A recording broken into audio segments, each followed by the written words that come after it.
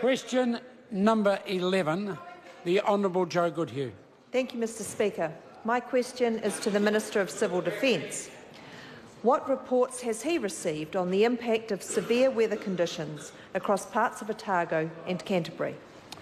The Honourable Nathan Guy. Over the weekend I travelled to Otago to visit some local areas affected by the recent rain and flooding.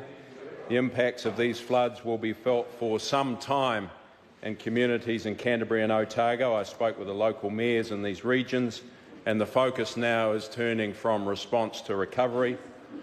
I want to thank the tireless efforts of Civil Defence and Council staff, emergency services, volunteers, Lifeline Utilities and a host of other agencies like the New Zealand Army who contributed to a number of local and regional responses.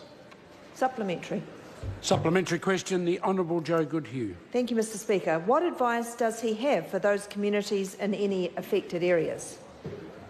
The Honourable Nathan Guy. Speaker, although local states of emergencies are being withdrawn as the river levels continue to recede and authorities transition to recovery mode, I'm mindful that further rain is forecast in the days ahead and the public are urged to be cautious and take care.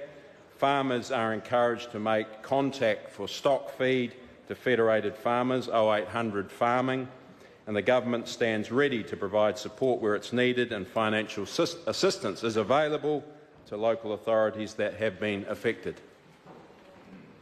Question number 12, Fletcher Tabuto. Thank you, Mr Speaker. My question is to the Prime